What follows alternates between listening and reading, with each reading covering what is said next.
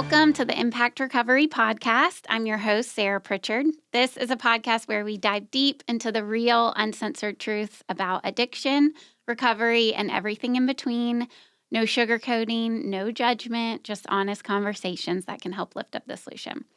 So let's get started. Today, we have Tanner Godsey and Jacob Swartz. How are you guys? Whoa. Doing good. Glad to be here. Glad to be here. Doing well. Glad y'all are back. Yeah. Part of the Impact team, Impact family, really. Yeah. Y'all have been with us. Well, Jacob, you've been with us since the beginning of time. Yeah. And then Tanner, you were saying 5 years, which is crazy. Yeah, going on 5 years. Yeah, it's amazing. So today we are going to talk about amends. I think this topic is probably not a very attractive topic for someone trying to get sober, newly sober. At least for me, it was like the topic that I was trying to actually avoid and not think about because it seemed really scary. But I think it's obviously extremely important with the recovery process, and maybe it can give some context to those struggling and family members and things like that. So, so that's what we'll chat about today. If y'all are good. That sounds good. Sounds good to me. Okay. So I'm curious to know a little bit about experience with both of you guys, just personally in your recovery and amends. So, Jacob, I'll start with you. Do you remember, I guess maybe how much time you had sober before you went into your first amends and what you felt like? Like, what the fears were and emotions that were kind of coming up for you? Okay. Yeah. So the guy that sponsors me is real big on foundation. Mm-hmm. Okay. And I think we got to go back to the very beginning when I first came to Birmingham. When I first came to Birmingham in 2017. So I am born and raised from Arkansas. So for order me to make these amends, there was a traveling process that had to take place. There was a lot of preparation that had to take place, and in the beginning, it was I agreed upon that I would go to any lengths to beat this disease, and part of that process is I had to go clean up my past. As uncomfortable as that sounded at the time, I was willing to do it because I knew what the outcome was. I mean, the worst that could have been, it was what I go back home and be living with my mom and dad. I mean, that terrified me. Like, I wanted something different. I was 27 when I got sober in 2017. And when I came down here and went through treatment, I also went through a sober living, and the sober living that I went to was wonderful. I loved it. And so I had a couple sponsors that kept relapsing on me. Like, I do 1 or 2 steps, they'd relapse. I do 1 or 2 steps and they relapse. I do 1 or 2 steps and I relapse. And the current sponsor I have now has been my sponsor my entire sobriety.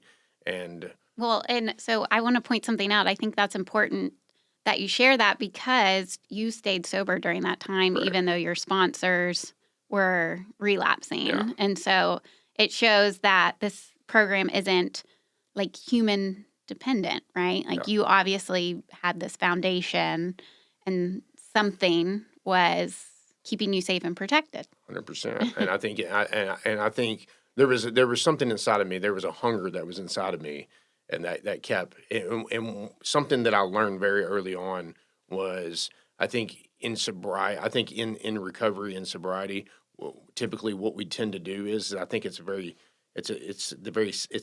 selfish and self-centered. The first thing we do is, how's this affecting me that these guys are doing this? What I've learned early on, which was a blessing, was anytime something happened, I need to do a self-examination. Where am I at in my own personal journey? They're in their own personal journey. Where am I at in my own personal journey? And that's something I've been taught, and that's something I teach sponsees. Is like, listen, we can look at that, but we need to look at where we need to be at so we don't end up in that position. And it was work the steps, obviously, because these guys were not doing what they needed to be doing. And then I got my current sponsor now. I think the way it worked with me with him is I had this thought in my head, and mind you, I was no more than 3 months sober, and I had this thought in my head. I said, you know what? I'm tired of these guys. They got a year or two sober, which is fine. I need someone that's got some life experience, something that can carry me through this process. And there was these old timers that used to come to these meetings in the sober living and this community meeting that we did, an AA meeting, and the old timers would come in there and sit in the back and always had good stuff to share. And this one guy would always share something that half the time it didn't make sense to me. But as I went, he has this thing that as I go through the day or go through the week, I hear him, and it's like, oh, that's what he was talking about. So and this thought came in, and I just reached out to him and was like, hey, I'm looking for a sponsor, and he was like, call me at this time. So I called him, and there we are. And one thing he really pushed when we went through the work was the foundation has to be set. We need to go to these people a different person. There has to be something, because what we don't want to do is have to go make these amends and then have to come back and burn it back down, and then we have to go do this again. So Right. there's a foundation that has to be built. And I think the most important thing in the amends process for me was probably the preparation in the 8th step that got me to the 9th step.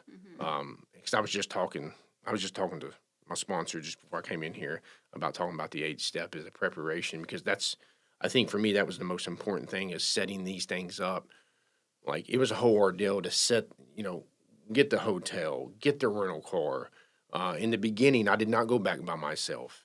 I went back, I had people drive me the first couple rounds of amends that I went down there and was setting all this stuff up and making these amends. And one thing I really, really hammered home this idea. I hammered this home idea to my sponsees is this is a business trip when we do this. We go in, we go out. I mean, we can hang out with family. We can do all these things. That's good. But I'm a big advocate. If I have amends to make, that's what I need to be doing, especially if I'm traveling 400 miles Right. and spending a lot of money to go down here and do Yeah. this money I did not have, and was hoping, trusting God that everything was going to work out. There's some stuff that I have to do. And fortunately, I had people down there that set me up with the IOP. So I went and spoke at IOP when I was down there, making amends, doing all these things. And I made it very clear to my family, my mother especially, like, Mother, there's things I have to do when I come down here. Like, she asked me, are you going to spend time with us, or you have recovery stuff you have to do? And as hard as it was to tell her that, is I got some recovery stuff. I'm going to make time for you, but I also have a life and death. There's an errand that I have to do. Yeah. And it's very important that I do this so your son can continue to show up and do these things. Right. And I think that's the most important thing is something that I was taught was, do I want to be that old guy that came into treatment in 2017, they came into the rooms in 2007. Do I want to be that guy? No, I don't want to be that guy no more. Well, there's something that has to take place, and that's through the amends process. If I don't want to be that guy no more, I have to go clean the mess up that he's caused. Right. And then God recreates my life through that process. And I think that's the most, when you sit down with a newcomer and you're getting to that 9th step, all he sees is, I can't do this, man. Like, Yeah. I can't do this. Like, he's not seeing, it's hard for them to see the bigger picture on the other side of it. Yes. I mean, that's how I was. I was like, I don't want anything to do with this. Yeah. Like, I'm just going to block this out. And I, kept getting drunk. So and we'll talk about how maybe they're a little bit correlated, whether you do them or not. Well, that's amazing, because as you talk about how you're just like willing, and you're like, with this is a business trip, like this is a priority. And I like how you say that, because it is like, let's not lose our focus here. We're here for one reason, and we do this, and then our life takes off, and we can show up. Like you said, I'll be able to continue to show up as a son and hang out with you guys and spend family time.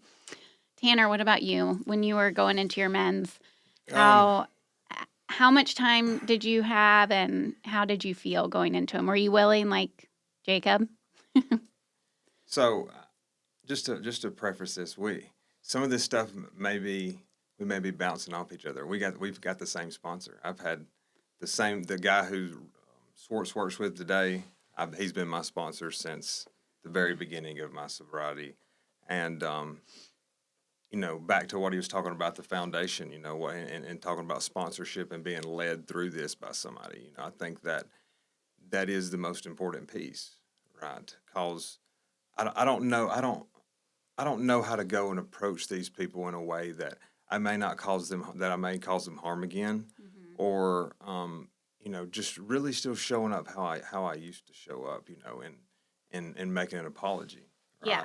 Well, and that's so important. Like, we have to have someone to guide us through and Correct. show us exactly step by step, word by word, what to say, because like you said, selfish and self-centered, self will run Yes. riot. I don't know what I'm doing. So I I'm need gonna cut someone to corners. show me. I Yeah. gotta have somebody to hold my hand through this. And when we talk Yeah. about a foundation, you know, we're talking about, you know, the book gives us some clear cut instructions on like where we need to be spiritually to go out and make these amends, right? And that's important that we be in that place, you know, because back to what we were saying, like, you know, I want you to like me again.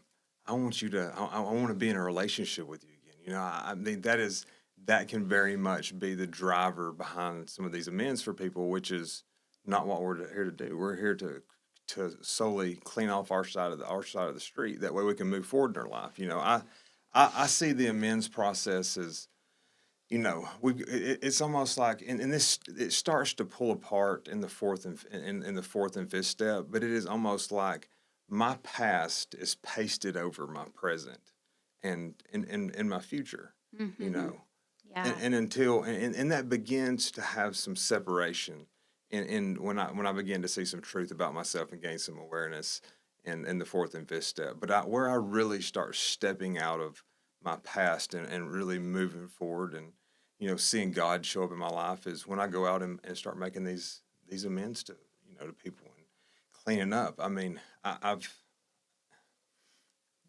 got to, you know, we all come in here with very low self-esteem because of everything we've done, the shame and the guilt and everything. And, you know, if you want to build, me and Swartz say this, and this is what our sponsor is, if you want to build self-esteem, you got to do some esteemable stuff.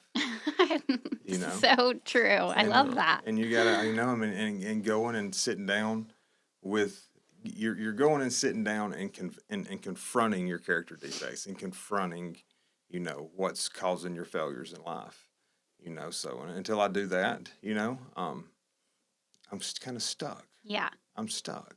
Which is hard. Like for me, my personal experience is hard for me to go and say, like, these are all the things I did wrong because I was in defense mode for so long. Mhm. And I think there's this just gift that we do go in, and it's almost like it doesn't matter how I feel. I'm going to do this because I really have no other option at this point. And not to like backtrack totally, but you guys both had this surrendered moment, step one experience that seems, I mean, for me, it continues to drive me every day. Yeah. And this process is not just like an I'm sorry, right? So like we were talking about, like we are frankly analyzing the past and sitting down and, you know, owning up to our stuff, which, you know, again, is hard to do, but yeah, the effect produced that we get from it and the freedom on the other side is hard to explain. Like you said, it's impossible to explain unless you start to experience it. And it begins to, as I go through the amends process, my amends list grows because what I used to see as a harm and what I see as a harm now is just, it's two completely separate things. Yes. You know, I mean, I know, like Mom, I know that I harmed you. I know what I've done to you, right? And I sit here and we talk about it. But when I start getting feedback and I hear, and I'm hearing it from her perspective and what she's been living with, or whoever else is in the amends, right?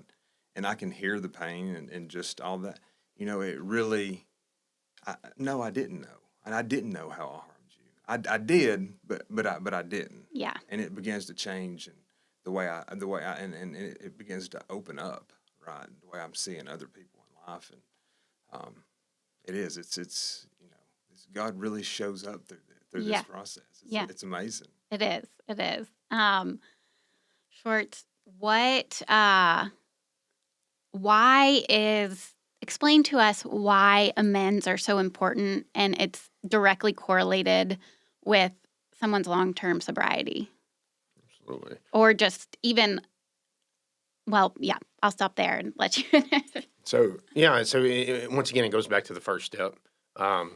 Like I said in the beginning, it was agreed upon that I go to any lengths. And so, and the question is as a person in long-term recovery and a person that's sitting in front of me that's got 3 days sober, any lengths looks totally different from my any lengths. Right. You know, so there's some stuff that has to be explained, and I'm a big advocate, to be honest, in the beginning with a newcomer or with anybody that impact that comes and sits on the couch, and they're doing the orientation with them. And when I speak of couch, we have a blue couch that everybody comes and sits on, and it's interesting to watch those conversations on the blue couch in the beginning. So, and you kind of explain it to them like, hey man, this is transparency. That's like I'm one of those guys that I'm not going to wrap around and take a week to tell you something. I'm going to like, listen, man, this is what we got in front of us. It ain't going to make sense to you. Matter of fact, it's probably going to make you mad, but let's go ahead and get it out, process it, and by that week we can get through it instead of dragging it out for the week, you know? So, I think, when the guys get to this ninth, and when we talk about the first step and they make this decision in the third step, and it's very simple for anybody that's in recovery to do a third step decision. It's the most simple. There's usually in that third step decision is I'm sober at that point. I really don't have a lot going on. If you're in treatment, I'm in this bubble. It's very simple. So the third step decision is, to me personally, in my own personal journey, it's not made in that moment. It's made when I actually get out and real life comes at me and I have a decision to make. Either God is everything or else he is nothing. And I think that is the true third step decision. And with that third step decision is I think that was the moment where I was actually ready to start making amends. I think that's where that came from, is I see, oh, I'm starting to get uncomfortable again, but I'm working the 12 steps, and I'm on this. I just did a fifth step, and they tell me I'm supposed to feel great after this fifth step, and that wasn't my experience. My experience was I had some shame that came with it. I had some remorse. I had some guilt that came with it, and I was like, well, a lot of that stuff is brand new to me because I'm thinking of this stuff 2 weeks ago, and I had no emotion towards it. Now I have emotion towards it for the first time. Yeah. And then I think that's where the willingness comes from at the end of that, is like, dude, I got to go out here and clean this stuff up. Mm-hmm. And that's kind of what I explained to these guys is we do this fifth step, and it opens us up. It sets us up for 5. It sets us up for 6, 7, 8, 9. And so if I don't want to make the amends, I'm literally my personal watching men is they're walking around character defects. I mean, they're raw nerve. Here it is. We exposed all this. Now, what are you going to do? There has to be a mending process. So the only way I know, it's like a tit for tat. Like, you see the character defects. Now I got to go and clean the harm up that character defect has caused. Yeah. And if I'm not willing to do that, I'm stuck. Yeah. 100%. If you look at it from an intellectual standpoint, people are not going to understand that. What do you mean I'm stuck? If you look at it from a spiritual standpoint, you will realize that, yes, I'm stuck. There is no growth that comes after that. And I wonder, and I've watched guys in my past 9 years, I've watched guys do great work, and they get to the ninth step, and they're like, nope, not going to do it. Yeah. And then they come back, try it again, they do great work, get to the ninth step, I'm not going to do it. And, after the third time, I've watched guys sit there and you'd be like, bro, you got to go make your amends. And he's like, can't do it, man. And, well, we're going to continue this roller coaster. I am solely convinced if watching these men that continue this roller coaster ride over and over and over again, they're just not willing to make the hard amends. And what I mean by the hard amends is going to make an amends to my mother. It was great. She healed from. I think she got healed from. She said what she needed to say. But a lot of that some of that I already knew 90% of it. It's the ones that I haven't seen in 10 plus years, and I was really about to go look at these people. I don't know, like when you haven't seen someone in that long, and you've been running and gunning, like you just lost, like it's like a stranger sitting in front of you. Yeah. And that's what that looks like is that's what people are not willing to do. For one, they're not willing to admit to these people that they're alcoholics. Even though 90% of these people, when you say that you're an alcoholic, they're like, well, that makes a lot of sense. Right. Now, So, and I think it's really me personally, when you make the amends, it's probably the first time you're actually admitting what you've done for the first time. And these people get opportunities to say their piece, because what I've learned through the amends process, it really ain't got much to do about me. It's about mending the other person. It's about mending the relationship and moving them on to heal. Yeah. And that makes so much sense that you're saying, like, we are, after a fifth step, it's raw, and we have all these feelings and emotions, and like we don't know how to handle them, and they don't necessarily get resolved until I clean that up. And so if we don't clean that up, like you said, stuck. I'm stuck in this space of restless, irritable discontent, screaming defects, and I can only exist like that for so long until I need relief. Yeah. And surprisingly enough, there is a lot of relief, but more so freedom on the other side of amends, even though going into it is like, for me, it's always highly uncomfortable. Like I'm just never going to be skipping into, I'm always nervous. But now I have enough experience to show that there is so much freedom on the other side. And also because it's just like part of the process. It's just like part of life. But I think it does make sense of if people, coming in for their third time or whatever, and they're unwilling to make their amends because they can't exist in that state for long enough because it's just like this weight that's on our shoulders or this elephant that's on my chest. And I didn't even, after I made some of these amends, I didn't even realize how heavy I was until the weight was lifted. Mm-hmm. And I'm like, wow, I've been walking around like this for so long. So, Tanner, what about you? What do you think, or I guess around this whole like sobriety being tied to amends? Well, what word comes to my mind is fear.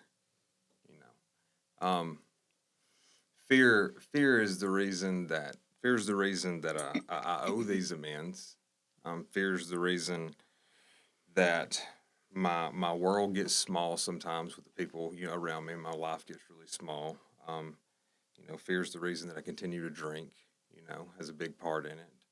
And this is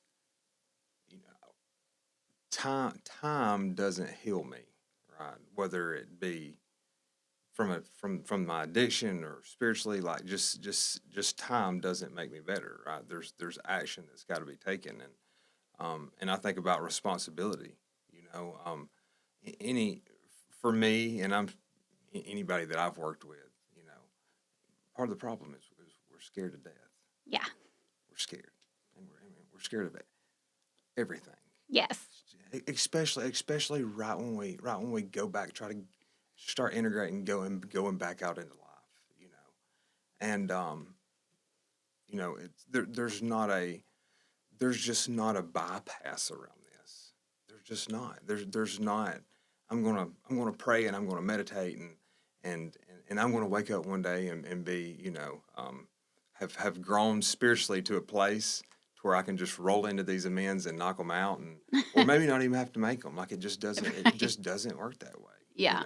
This is to get to the other side, we got to go through, right? And it goes back to, what am I willing to do? Am I willing to go to any length? Just a quick story is, right when I got sober and was going back and making the amends, where back in the hometown where I was from, very small town, I had been causing chaos there for 10 years. So I would be headed home to visit with mom and dad, and I can remember I would see the sign that says "Welcome to Haleyville, Alabama," and as soon as I crossed that, it was like there was a dark cloud that would just like this doom that would just cover me, right? And there would be that tension there, couldn't put in the beginning. I didn't know what it was. Couldn't put my finger on exactly what it is. But, looking back and going through the process, I go visit a lot now. That doesn't happen anymore. Yeah. As I began to clean that up, I began to get free of what I had going on there, Yeah. And yeah, it has to be done. Yes.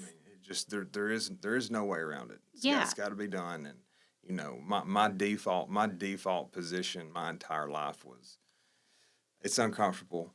I'm going to run. I'm avoiding, right? And this is about transformation. This is about change. And I I got to face this stuff. Yeah. And I love how you're like, now I go back and I enjoy. And, before it would be this doom, like you said, coming over you. I remember one time I was working with a sponsee and she was like, I can just never go back to the city of Charleston. Like, I just can't. And I'm like, well, you can. You actually need to. Like, this is actually like what we're talking about here. Like a whole city, you're just never going to go see because of the chaos that we cause. Which I get totally because it's terrifying and but so yeah, it's super important. I think for me, and Swartz can probably, we've talked about this before. I mean, there comes a time to where you've caused so much harm in one place that you just can't go jump back in there. I couldn't have just like, all right, I'm just gonna go live here. I mean, it took some me being in Birmingham and making some trips and cleaning that up, Right. and starting to clean that up, right, before I was okay enough, right, because I can't live that way. Yeah. I can't live that way. I can't live with this tension in my body, 24/7. Right. Right. And that's what I didn't realize was going on with me. It was like 24/7 I have this tension and like I would have dove behind the bread aisle to not see my old boss, like it's like, is that a way to live? I know. So what do y'all say to, or have you heard like new guys saying, well, I'm only hurting myself. I've only hurt myself. Have you guys heard newcomers say this? All the time. Yeah. Every time we get to the 4-step. Yeah. What do you say to that? Yeah, it's just it's impossible. I mean, I've had many guys sit in. I mean, I've had many guys sit in front of me that are, and typically, and this is my experience. It's your older, for some reason, the older alcoholics, the guys that have been running and gunning, they're 50, 60 years old. You bring them in there, and they literally cannot see the damage they've caused. And you sit there, and they're like, you say you've been drinking for this long. And causing this more. I'm just looking. I barely know you, and I know your family for a little bit, and I can, I'm getting the hint. I'm talking to them, and I'm getting the gist that you've caused some harm, man. Like, what are we doing here? Right. Like, I think a lot of it is too. I think that's. Be honest with you, I think that's a disease of alcoholism. I think that's 100% is what the entire disease. That's in the alcoholism toolkit. That is the number one thing, and it's delusion and denial, man.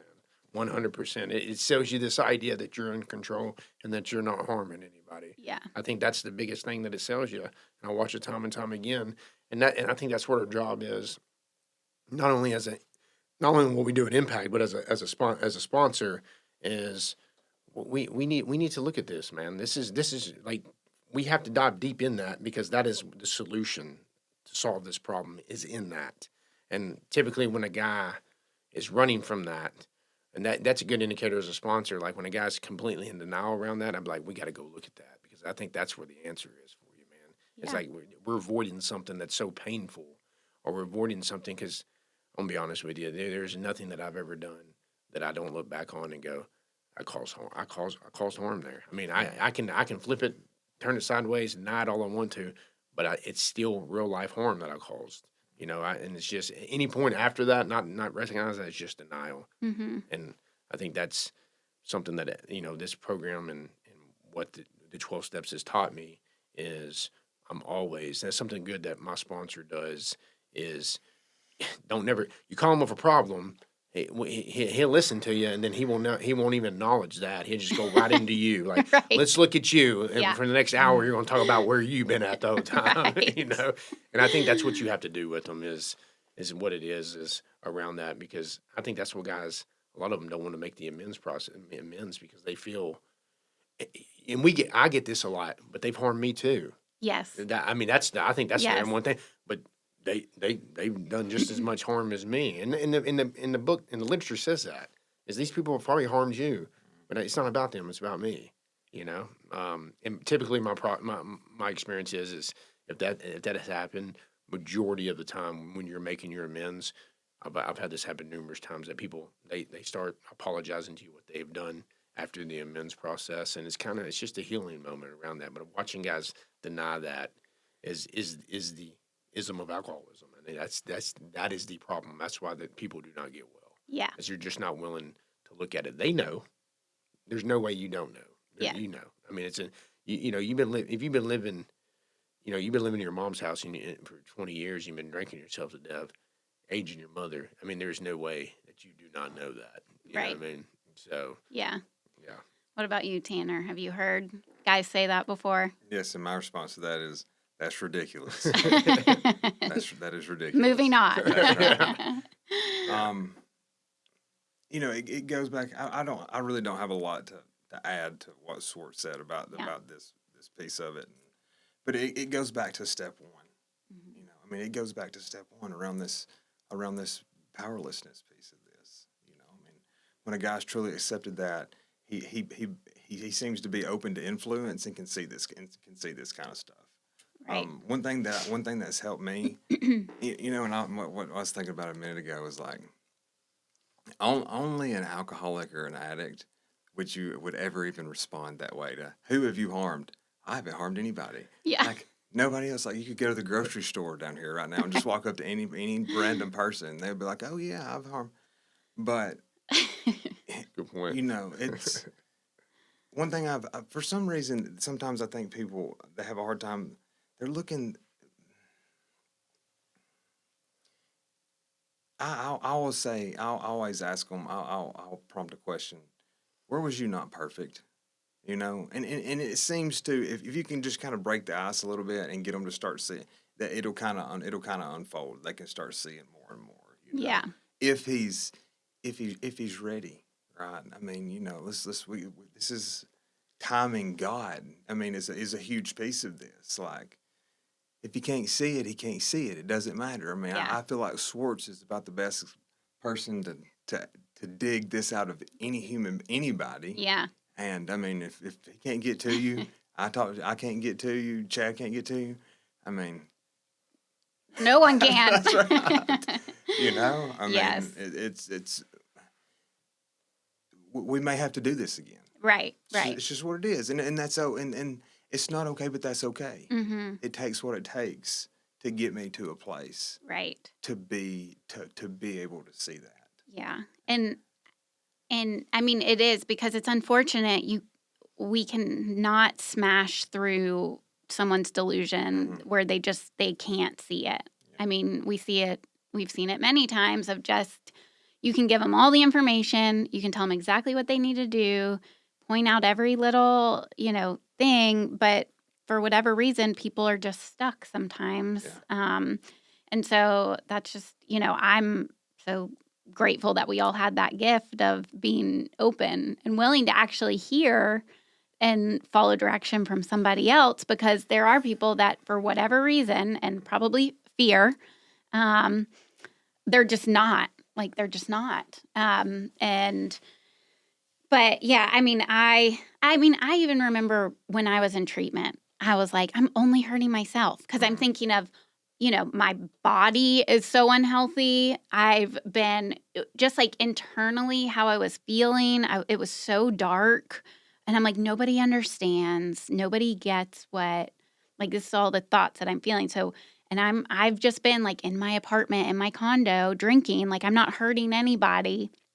Craziest thing. And then fast forward, my best friend goes to treatment like a year or two later, and she calls me and she's like, I owe amends to myself, Sarah. And I'm like, I've heard this before coming from me. But it is alcoholism in one sentence. We're all wrapped up in ourselves. Mm-hmm. And I had no idea that alcohol was not the problem. It's us thinking of ourselves all the time, way too often. And so it makes sense going into an amends process and sitting down and doing this for somebody else to help clean up our past, is getting out of ourselves, is humbling ourselves, which is the opposite of selfishness. Mm-hmm. So that makes sense why this is a part of the process. But yeah, I feel like I've heard that time and time again. And it really is. Only an addict or an alcoholic would say that. Yeah. Well, I wanted to ask, are there, I guess each of y'all, maybe a quick little powerful amends story that you had and how you felt going into it and what happened? Start with you. Okay. So I was going to add to something, and it's going to take me 1 second to add to it. So Yeah. without and you got to understand this, without the amends process, there is an expiration date. Most people do not understand that is. And what I've watched is I'm going to focus on prayer meditation. Well, prayer meditation is the 11th step, not the 9th step. So there's a 9th step that comes before the 11th step. And I think there's an expiration of how much prayer meditation can help you without the 9th step. Mm-hmm. A lot of people don't understand that. And to be honest with you, how uncomfortable do you want to be in sobriety? I mean, if you want to be uncomfortable, you just want to walk around uncomfortable all the time, don't make any amends. I mean, you won't make it long. I mean, some people have threshold for pain, large numbers of pain. If you want to walk around and just be completely uncomfortable all the time, don't make amends. If you want to walk around recovered and have some freeness about you, make the amends. That's the easiest way I can put it. And you know, the book talks about it. It says you can't build on a rocky foundation, but me personally, I think you can. It's just there's an expiration date to that. Yeah. You can build anything on a rocky foundation. It just ain't gonna last long. Yeah. And you're gonna continue this roller coaster ride over and over and over again. So yeah, I've got a couple powerful amends stories. At 27 years old, when I walked into treatment for the first time, I found out very quickly that I was a child, and I look like a full-grown man, but I was a child the way I responded to life. Yeah. And I grew up through the amends process. I mean, everything that as a young adult I did not accomplish when I was a young adult due to drug addiction and due to circumstances, you know, the way I grew up and all that. The amends process checked every part of that coming into an adult. You know, it showed me how to walk through the fear. It showed me how to approach someone. It showed me how to take responsibility. It showed me how to call somebody and actually set up something for the first time. It showed me, for the love of God, it showed me how to make a hotel, you know, get a hotel, get a rental car. Yes. You know, it literally checked all the boxes. And like he talked about in the beginning, you want to do things that build self-esteem. You got to go do things that build that stuff. And that gave me. For the first time when I did all that, it was like, dude, I can do life, man. I can do life. I would imagine normal people look at you like, dude, you just rented a car, bro. You know, I'm like, yeah, but you have no idea. It's much more than that, man. Yeah. You know, and so I've got one amends that, and I got to go back, and I have to go back to 8 weeks before that amends happened. The preparation of the amends process is through prayer and meditation, and I think that's very important. Is I got to start bringing this stuff into prayer and meditation, and allow God to really, because the 10th step tells me is I got to bring God into all of my activities. Well, this isn't a huge activity that I'm about to do, so I need to start bringing this in. And you know, you hear a lot of people say God spoke to me and all this stuff. I mean, I think I really did. This is the first time that God actually, not showed me. He actually showed me something in prayer and meditation. There was a snowstorm that was coming through Arkansas. Went through Texas, Arkansas. A lot of people may remember that. It was like in 2020. A huge snowstorm came through, and it was cold. And I remember setting all this up. And my wife now was my girlfriend, and I was going to kill two birds with one stone. I was like, hey, I'm going to go introduce her to my family. I'm going to go make these amends. And, you know, of course, the process is I need to call my sponsor. I say, hey, I'm heading back to Arkansas. I want to make some amends. His response is let's get the note cards, and we'll do a little meeting, and we'll sit down and we'll talk about it. And the way my sponsor is you're going to read every amends card to him, and we're going to discuss it. I mean, Right. It's literally you better pin down an hour, because if you got 5 cards, it's going to be a 15-minute talk on each card of what that is. And what he told me and what he's taught me and what I do with my sponsees is we need to see if there's actual amends to be made. That's what he's doing is what is there to amend. And so I come at him with like 10, and at the end of it, he's like, you got 5. You got 5 or 6 here, so you're good to go on that. So he gave me the go ahead and make these first approaches, and I started making these first approaches, started setting up these amends, and then the snowstorm started coming, and we saw it in the forecast, and I remember sitting in prayer meditation, one night, and I'm like, God, am I going to be able to do this, man? I've set up all this. Am I going to be able to set up all this? And this voice that's in everybody, and everybody's got their own voice in their head. It was pushed aside, and this voice said, "Go forth and do it." And I was like, "What night? God, like from the guys from like the 14th century here or something." and I came out of it, and I was like, "No, could it be?"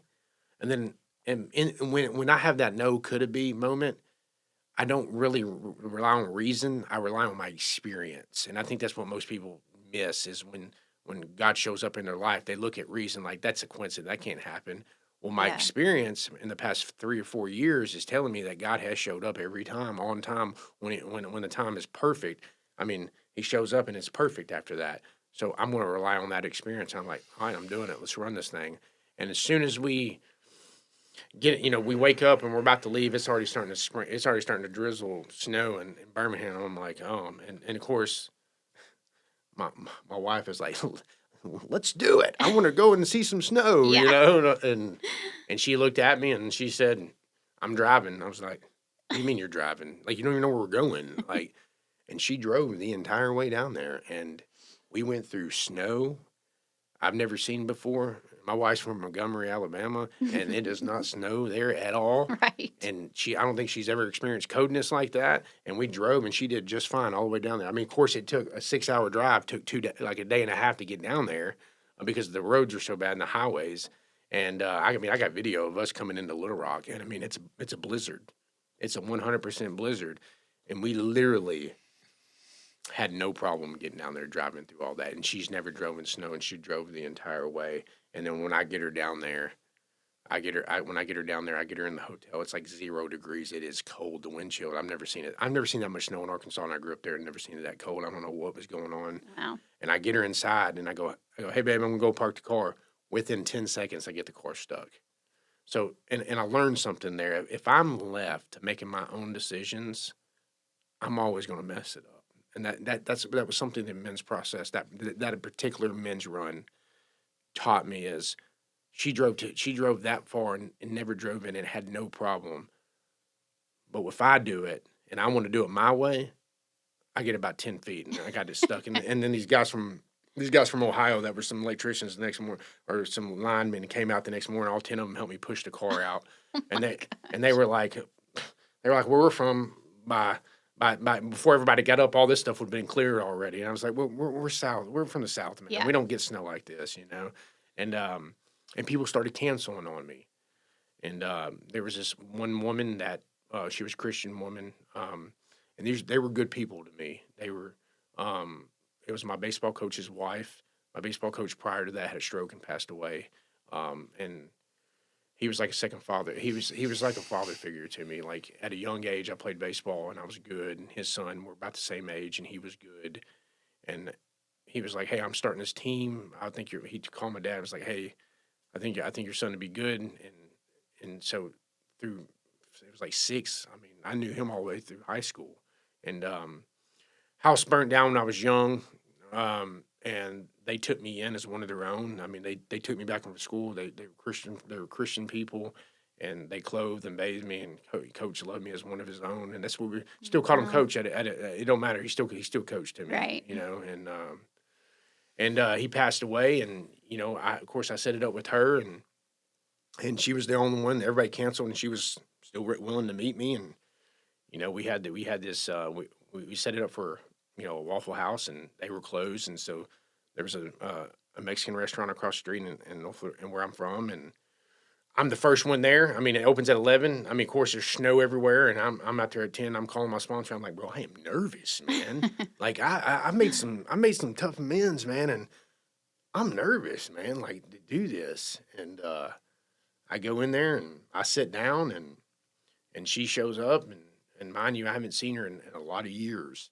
And she hasn't seen me. She hasn't seen me in a lot of years. And I would imagine the last time she seen me, I was pretty under the influence, And we hugged each other, and I sat down and said, let me go ahead and tell you why I got you here. And I appreciate you sitting down with me. And I just go into it, and I talk about stealing, going into their house. They lived in the same house for a long time, and I had access to their house. I remember codes and stuff, and I would go in there and take things when they weren't there. And she noticed the food was coming up missing. there was stuff coming up missing, and I'd go in there and take my coach's medication and things like that. And, and I did stuff, and when I would live there at a young age, that was inappropriate and stuff like that. And I just took ownership of it.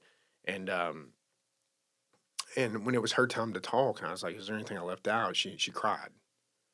She was like, you have me and Coach have prayed for you to get out of that situation you're on for so many years, and you're here sitting in front of me.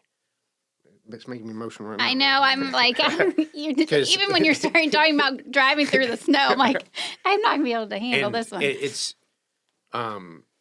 And I'm sitting there talking to her, and she's saying all those things. And, my sponsor, I was like, I didn't get a chance to make an amends to my coach because he passed away so suddenly due to the stroke he had.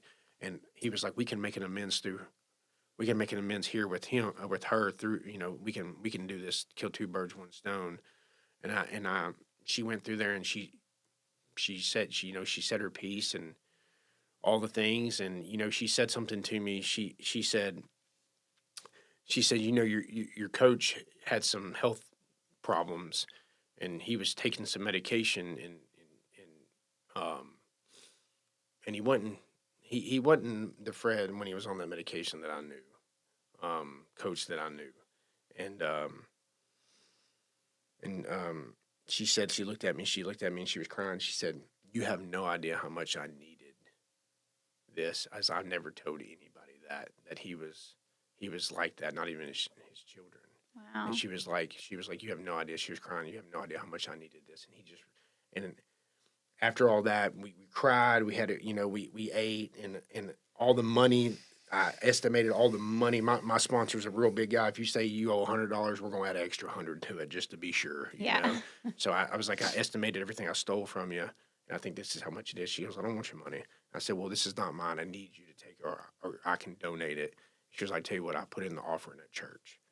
And then I get out to the car once we're done, and I call him, and it's almost the last day. I'm about to leave to go back, and I was like, it went great, man. It was emotional. And I said, I feel kind of defeated. And he goes, what do you mean? He goes, I said, I set up all these amends, man, and she was the only one to see me. He said, let's backtrack. And this is the perspective that he gave me that made me realize something for the first time.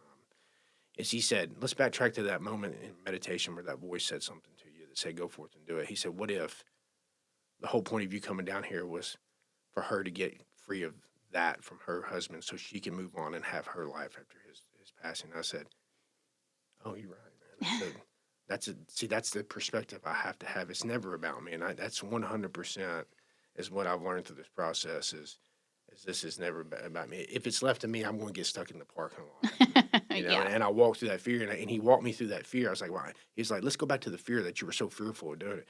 It's because she thought a certain way of me as a child, and I felt like I was about to go in there and tarnish what I was about to tell her. Right. And I didn't tarnish it. I think I gave her a new perspective of what alcoholism is about, and what it has to do around this process. Because no one's ever called me and said, "Hey, man, I owe you an amends." I've never even before alcoholism. Before 12-step stuff, I never even heard that. Same. So I don't even know. Not a formal one, not a sit down whole thing, but it was very powerful. It was a very powerful moment for me around that process of God uses you as the instrument to heal other people, and don't rob people. And see, when you look at it from that perspective, and this might be controversial to some people, don't be selfish, self-centered, and not go make the amends, because you're actually doing. I believe you're doing God's work out here. He's going to use you to heal people out here. Yeah. Don't rob you or the other person of that experience. Right. Yeah. Amazing. Yeah, that's one of my most powerful experiences. It's a good one. Yeah. Oh my gosh, so good. Yeah. Tanner, what about you? Just a little funny here. Swartz, he mentored me, especially. He still mentors me, but had a lot to do with my recovery. And I was about when he went and made that amends. I was probably about 20 days sober, and we're looking at he's working with me on looking at this God idea, and he comes in from that amends and is fired up about it and what God's doing. And he comes in there and he starts telling me that story in that room back there. That's so cool. and it's just, you know, my eyes are this big around. And, all right, let's do this. Yeah. You know, so I was in a sober living in Huntsville, and had to finish some probation up there, so I had to stay even once I graduated the sober living. And there was a dealership in Huntsville that had taken me in and started letting me in and gave me a job, and they liked the work I was doing for them. And when it was time for me to graduate from the sober living, I mean, one of the managers let me live in his house. You know, one of the managers let me live in his house, and I lived there for a while and kept working. And you know, they began to trust me, and I got keys to the building, and you know, and was able to stay after hours by myself, and I had started using again, and you know, that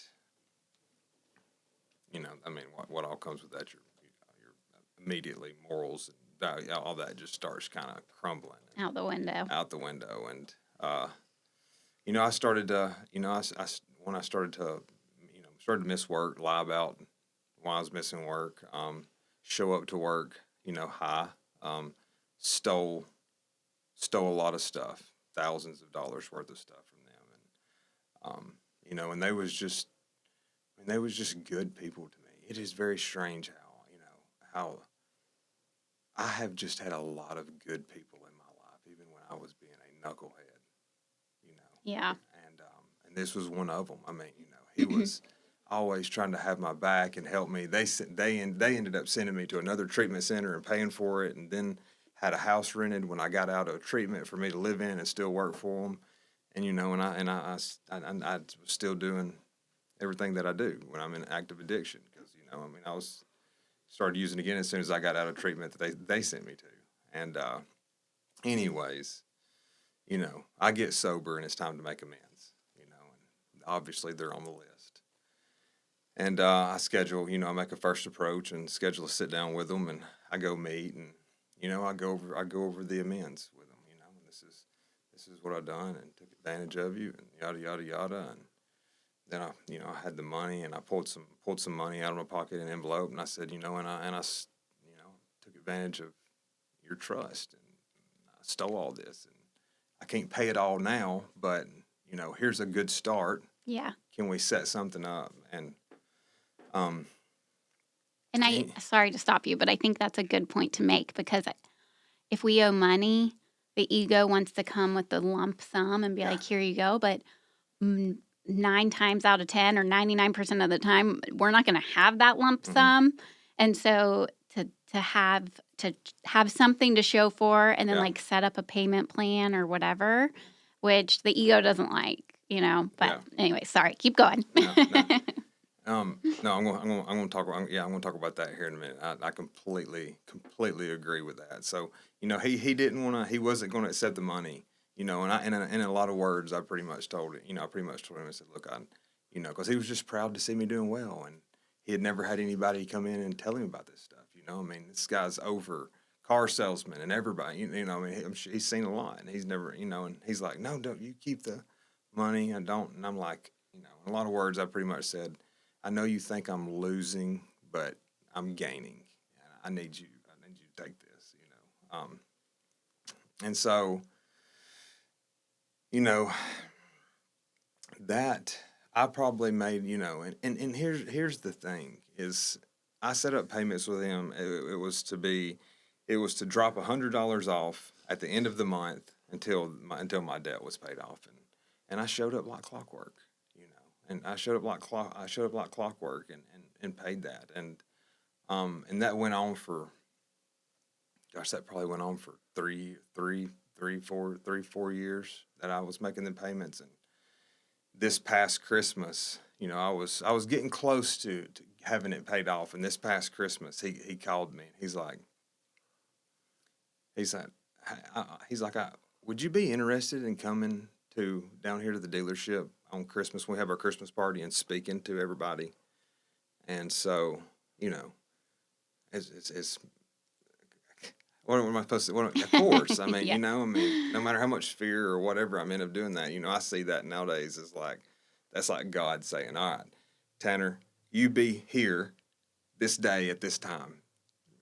And, that's the way I see that. And so I show up to the Christmas party, and and I talk to, he gives me tells a little bit of my story, and then gives me the microphone, and I just kind of talk to him about addiction and all that. And when he got done, he got the microphone back, and he said, Tanner, in front of everybody, he said, I want you to know, he said, you are free of any debt that you owe me. And he said, and also, I want to invest back into your sobriety in life. And he gave me he gave me this little tube. And in this tube, he had every receipt of every $100 and every date that I had ever paid him. And he had took the money that I paid him back for his stolen stuff and bought me over a half ounce of gold with it and gave that to me. Oh my gosh. Now, how does that possibly happen? How does that possibly happen? And to your point, and what this is what I think happened that day. This is what I think happened through that is it by me not showing up with a pocket full of money and paying for it all at once for the next ever how many years, it was 3 or 4. He saw me show up as a demonstration, right, of what this can do every single month. Yeah. What he said, how if we recover or not, it changed his perspective on us. Yeah. That we can get well, and we can change, and we can be different people, right? Because people don't, most people don't know that. Yeah. They just don't. And I get why. I mean, I can get on the jail roster right now back home, Same 10 people that I went to jail with all them years, 5 years later, I mean, I get it. I get why. Because they don't see people. I mean, it never ends, right? And so like Swartz was talking about, it was about him, and his change. And since then, I mean, he sent me a guy that I've helped a guy get into detox. He sent me another guy, tried to help him get into treatment. I mean, it just... Yeah, it's amazing. Yeah, I mean, it just, that whole thing, I mean, it just, everything, it would have never happened if I would have showed up, took ownership, gave him all the money. Yeah. So.